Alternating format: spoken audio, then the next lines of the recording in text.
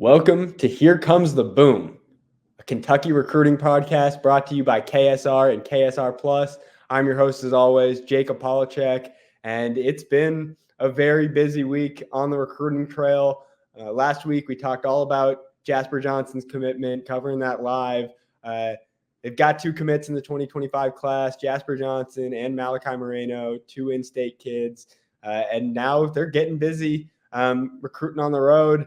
We're going to get into all of that, but before we do, be sure to subscribe to KSR Plus. We've got so much content on there right now, between coaches being on the road, official visits, new offers, just everything basketball recruiting. And that's not even to mention all the football content we've got over there. So be sure to go and subscribe to KSR Plus.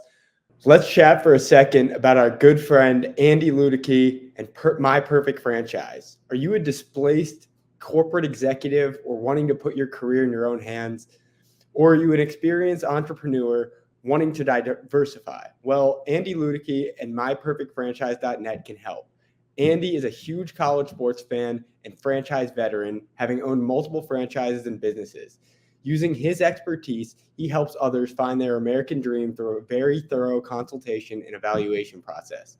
Call Andy, put your life and career in your own hands. Best of all, his services are 100% free. So what do you have to lose? Find your perfect franchise at myperfectfranchise.net. But let's get into it. Let's start talking about where Kentucky's been on the road. And it's been a long list of guys that they've checked in on. Just talking about a few of them. I know last week they went in on some of their top targets like Chris Sinak, Nate Ament, Tunde Yesufu, Mika Murinen, and then obviously checking in on Jasper Johnson before his commitment. Now it hasn't slowed down whatsoever. And they just checked in on a guy on Monday, a Caden Lewis, a point guard out of Sidwell Friends in Pennsylvania, DC, out of DC. And there was a lot of talk with a Caden prior to Jasper Johnson's commitment that maybe if Jasper commits, Caden's going to be out on, or Kentucky's going to be out on a Caden. When I talked to a Caden this past week, he said he thought that Kentucky was going to be out when Jasper committed. He was pretty convinced that Jasper was committing to Kentucky, and he thought that he wasn't going to be a take anymore. But that has proved to be wrong.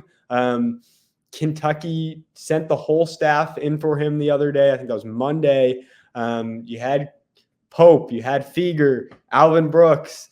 You had all these guys checking in on a Caden, Jason Hart, of course, and they're really recruiting him hard to play alongside Jasper. The real questions were before this Dame camp over the summer, Damian Lillard's camp, and Caden and Jasper played alongside each other at Damian Lillard's camp, I believe Formula Zero, I believe, and Caden saw the vision there that, hey, I can play alongside Jasper. I know a lot of people are familiar with Jasper's game, with him being kind of more of a combo guard, somewhere in between a point guard and a shooting guard, while Caden is really in the similar mold, listed as a point guard, but can play a combo guard kind of role, both lefties.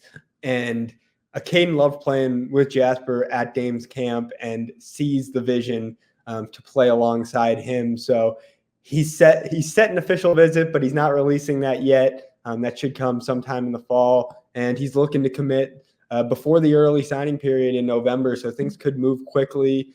I know Syracuse, Duke, UConn, those are a few of the other schools involved with him. But Kentucky's making a strong push. I like Kentucky's chances here. We've talked about Michael Brown in the past as another point guard option. He's still set to take his official visit. But I might be leaning towards the Caden Lewis as maybe being the more realistic option for Kentucky at the point guard position to play alongside Jasper. Let's talk about another player, a 2026 player that we've talked about a lot on this show, Mika Murinen, a 6'10" power forward out of Arizona Compass Prep.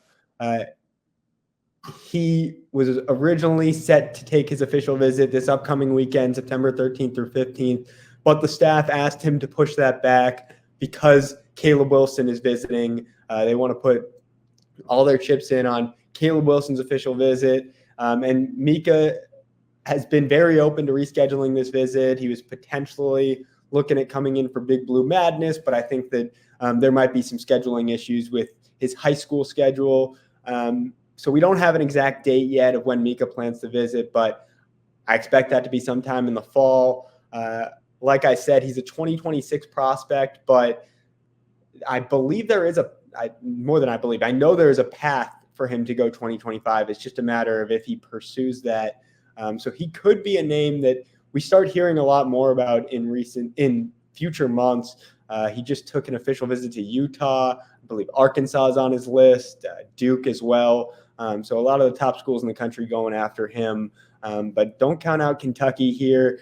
Be on the lookout for when he sets that official visit. You're seeing his highlights over from Peach Jam. He led Brad Beal Elite to a Peach Jam title in front of the Kentucky coaches, Mark Pope and Jason Hart, and was just incredible during that performance, leading to his offer. So he's one of my favorite prospects in this 2026 class, and I think that Kentucky fans would love to see him on campus soon. Last guy I want to talk about is Braylon Mullins, guard out of Indiana. There's been a lot of talk about him and the fit alongside Jasper, if it works.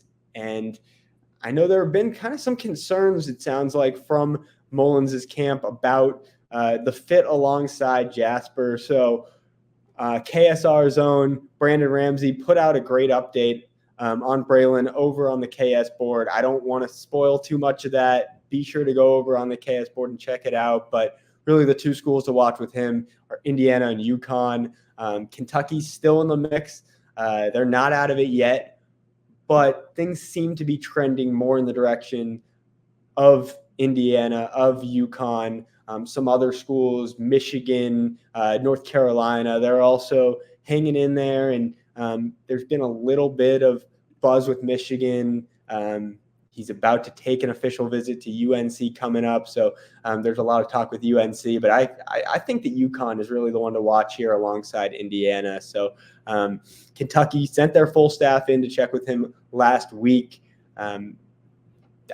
He has an official visit planned for the end of October, but I'm told that might be moved up. I think that he wants to move things along pretty quickly in this recruiting process. So we'll see what happens there. I'm not feeling too optimistic about Braylon Mullins, but I'm not counting him out just yet.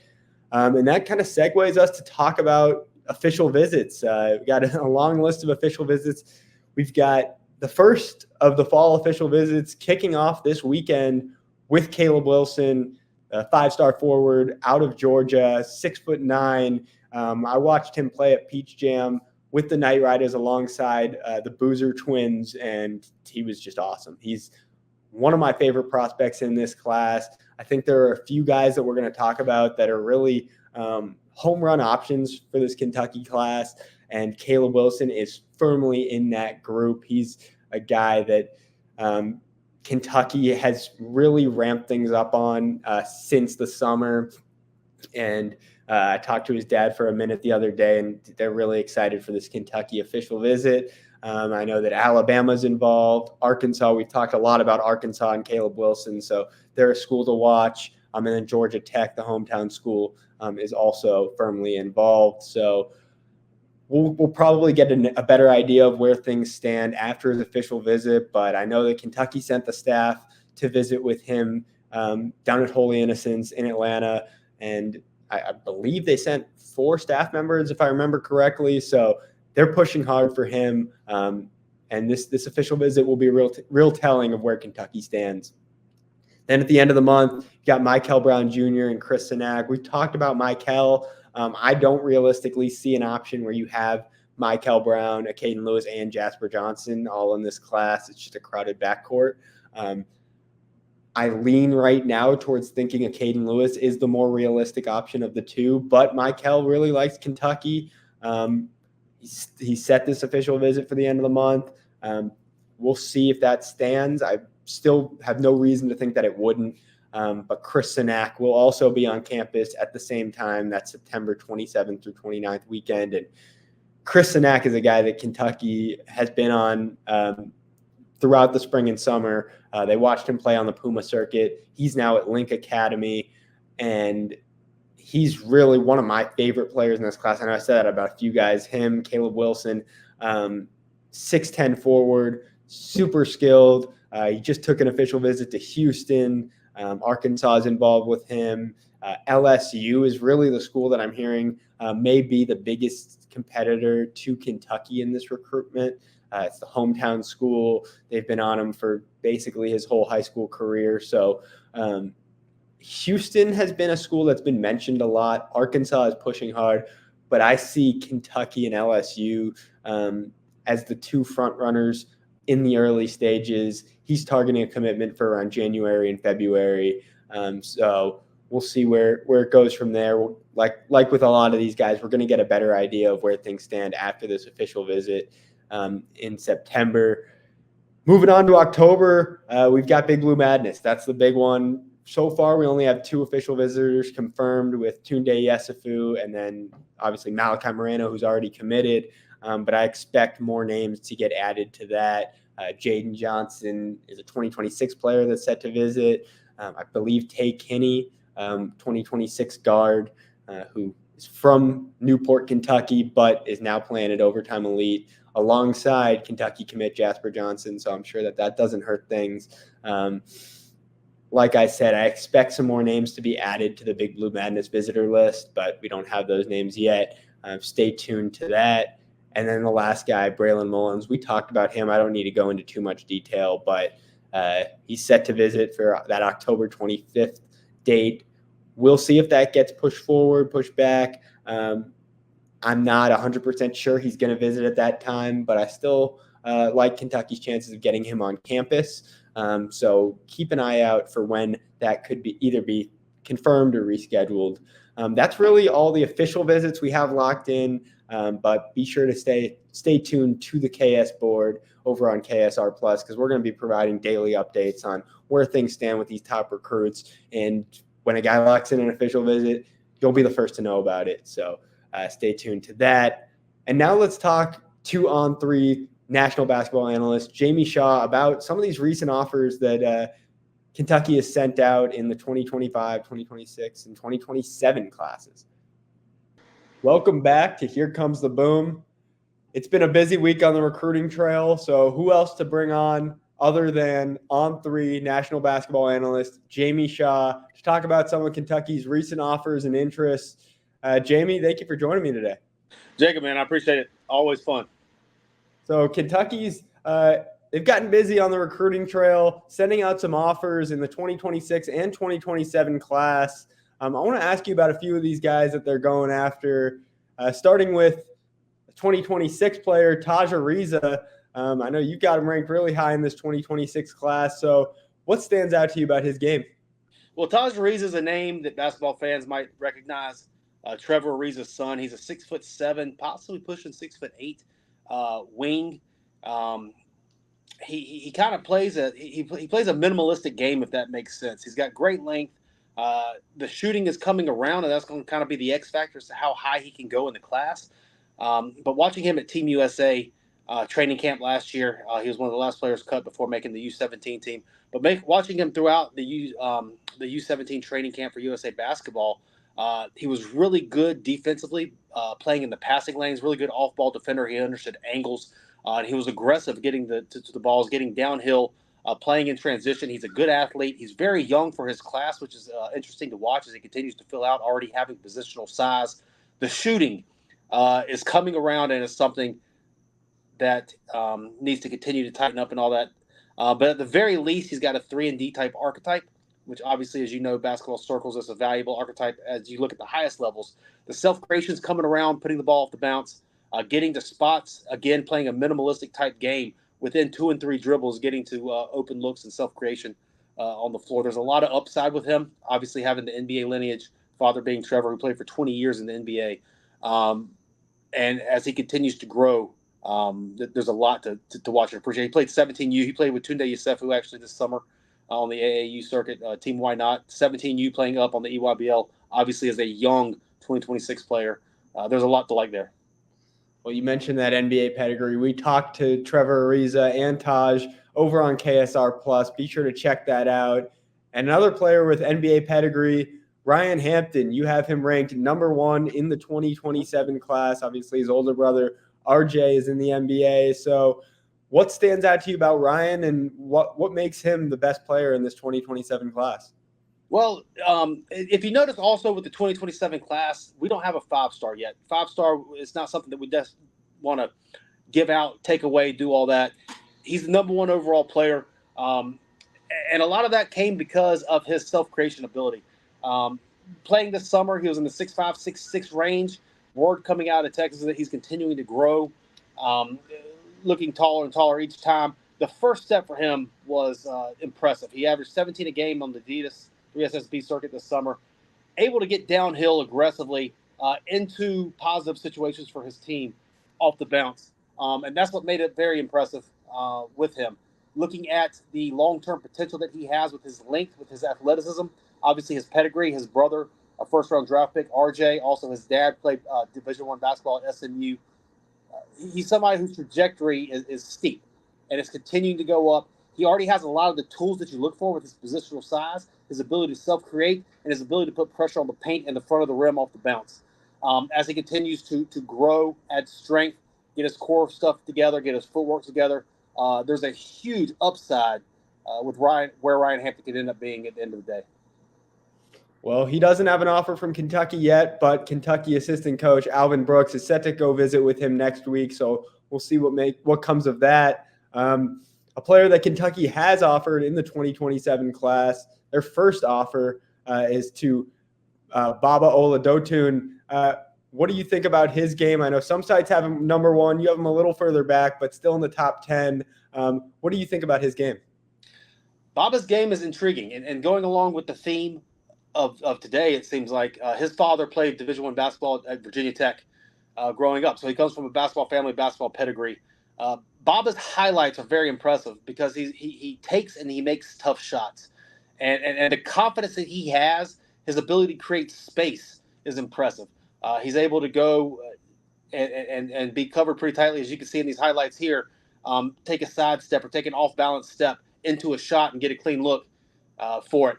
He's going to have to work on his efficiency. He's going to have to work on his ball handling. A lot of the reasons now at this point in time as to why he's taking these tough contested shots is because his handle prohibits him from getting by. He doesn't have quite necessarily that blow by first step yet to get to the teeth of the defense, and that's going to be the next step. However, his shot making can be impressive. His highlights are very impressive, and the ceiling is very high with Baba. Standing 6'8" as a shooter, as a guy who can self-create, as a guy who can put up numbers. Now it's about rounding out his game surrounding that and diversifying the portfolio. Well, it's an exciting time with things in the 2027 class heating up. Jamie, thank you again for joining us. It's always great to have you on. You can be sure to find Jamie on social media at Jamie Shaw 5, and be sure to subscribe to KSR Plus. We're talking about all these prospects and more in detail over on the KS board. So be sure to check that out. And now on to the final thought. Jacob, thank you.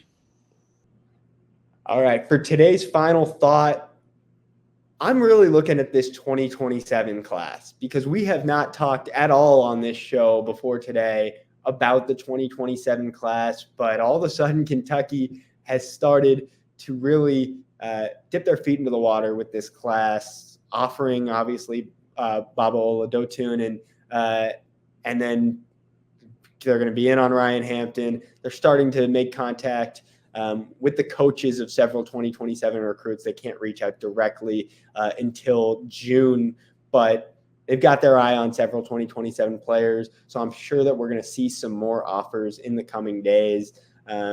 We've got a big official visit list coming up. We talked about that.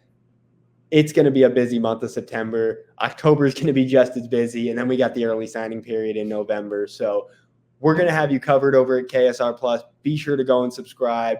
And we'll be here weekly over on Here Comes the Boom. Thank you for joining us, and we'll see you again soon.